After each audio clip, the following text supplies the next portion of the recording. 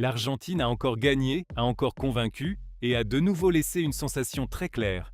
Même si Lionel Scaloni fait tourner les noms, même si l'équipe gère son énergie, et même si le match ne demande pas une version désespérée, la sélection possède toujours quelque chose que très peu d'équipes au monde peuvent égaler. Elle a une structure, elle a de la patience, elle a de l'expérience, et elle a toujours Lionel Messi. Face à la Jordanie, l'Argentine n'a pas eu besoin de jouer avec le couteau entre les dents pendant les 90 minutes. Elle arrivait dans ce match avec une qualification très bien engagée, avec de la marge pour gérer les charges physiques, et avec la possibilité de donner du temps de jeu à différents joueurs. Mais même dans ce contexte, le champion du monde est entré sur le terrain avec sérieux. Il n'a pas donné le match, il n'a pas sous-estimé son adversaire, et il n'a pas laissé la Jordanie croire trop tôt qu'elle pouvait contrôler la soirée. L'équipe jordanienne a essayé de tenir grâce à l'organisation. Pendant les premières 6 minutes, elle a cherché à fermer les espaces dans l'axe, à garder ses lignes rapprochées près de sa propre surface et à forcer l'Argentine à faire circuler le ballon sur les côtés. L'idée était claire, ralentir le rythme, éviter les pertes de balles dangereuses et attendre une transition qui pourrait créer un certain malaise. Mais l'Argentine a été patiente. Elle ne s'est pas précipitée. Elle a fait circuler le ballon, a changé de côté, a enchaîné les passes et a attendu le moment exact pour accélérer. Et quand Messi est apparu, le match a changé. Parce que Messi n'a plus besoin de toucher le ballon 50 fois pour influencer une rencontre. À 39 ans, il comprend chaque mouvement avant tout le monde. Il sait où se placer, quand attirer les défenseurs, quand jouer en une touche et quand garder une pause qui semble simple, mais qui finit par briser tout le système défensif adverse. Face à la Jordanie, il l'a encore prouvé. Ce n'était pas seulement une performance de talent, mais aussi d'intelligence compétitive. Son but a encore prolongé un chiffre qui commence déjà à paraître irréel. 6 buts dans cette Coupe du Monde. 6 buts à 39 ans. 6 buts dans une Coupe du Monde où beaucoup pensaient que son rôle serait plus symbolique que décisif. Mais Messi ne joue pas comme un hommage vivant. Il joue comme un footballeur qui est encore en compétition, qui décide encore et qui oblige encore le monde entier à parler de lui. À partir de cet avantage, l'Argentine a géré le match avec maturité. Elle n'a pas perdu son organisation, elle ne s'est pas laissée entraîner dans un match de coup pour coup, et elle n'est pas non plus tombée dans la tentation de forcer les choses plus que nécessaire. La Jordanie a essayé de résister avec dignité, mais chaque attaque argentine donnait l'impression qu'elle pouvait se transformer en quelque chose d'important. Et quand une équipe possède un Messi dans cet état de forme, même les matchs qui semblent peu contrôlés peuvent devenir une scène historique d'une seconde à l'autre. La victoire a laissé de bonnes nouvelles pour Scaloni. L'équipe reste solide, la rotation a répondu présent, la défense est restée concentrée et Messi a encore été décisif. Mais surtout, elle a laissé une image puissante. L'Argentine avance dans la Coupe du Monde avec le plus grand champion de sa génération encore pleinement vivant. Et pendant que l'Argentine célèbre, l'Europe regarde aussi. Parce que parmi les footballeurs qui suivent ça de très près ce que fait Messi, un nom très spécial apparaît. Ousmane Dembélé. L'attaquant français, qui réalise lui aussi une grande Coupe du Monde et qui compte déjà 4 buts dans le tournoi, a été interrogé sur la forme actuelle de Messi, sur la possibilité d'affronter à nouveau l'Argentine et sur ce que cela signifierait de faire partie de la dernière Coupe du Monde du capitaine argentin. Et sa réponse a mêlé admiration, respect, humour et une phrase qui fera sûrement beaucoup parler.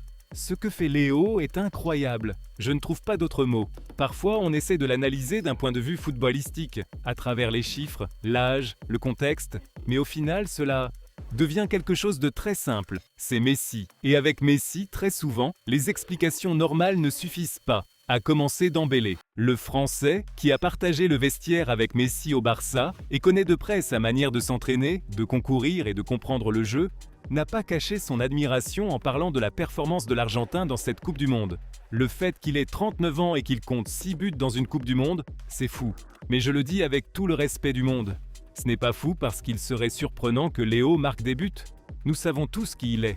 C'est fou parce qu'à cet âge, dans un tournoi aussi exigeant, avec autant de pression, avec des adversaires qu'il étudie tout le temps, il continue d'apparaître comme si le temps ne passait pas de la même manière pour lui. C'est ça qui est impressionnant. Dembélé a également été interrogé sur sa propre course au classement des buteurs dans le tournoi. Le Français compte 4 buts, et en riant, il a admis que regarder le classement et voir Messi au-dessus de lui reste une motivation particulière. « Eh bien, j'en ai 4, donc je peux encore le rattraper », a-t-il dit avec le sourire. Mais bien sûr, quand tu dis ça, et que celui qui est devant toi, c'est Messi, tu sais que ça ne va pas être facile. Avec Léo, tu ne peux jamais te détendre. Tu peux être à 1 but, à 2 buts, et soudain il en marque 2 de plus en 10 minutes. Il est comme ça. Je l'ai vu plusieurs fois, je l'ai aussi subi. Mais c'est beau, c'est une compétition saine, avec du respect. Pour moi, être proche de ces noms-là, c'est déjà quelque chose de très spécial. L'attaquant français a souligné qu'il ne s'agit pas seulement des buts. Pour lui, l'impact de Messi va bien au-delà des statistiques. Il y a des joueurs qui marquent des buts, et c'est tout. Léo marque des buts, mais il change aussi le rythme du match. Il change la manière dont l'adversaire défend. Il change la confiance de ses coéquipiers.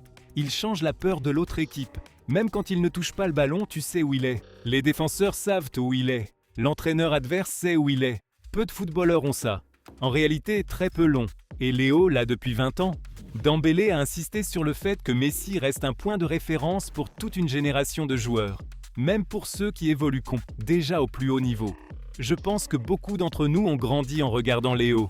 Certains ont eu la chance de partager une équipe avec lui, d'autres l'ont affronté, d'autres l'ont seulement admiré de loin.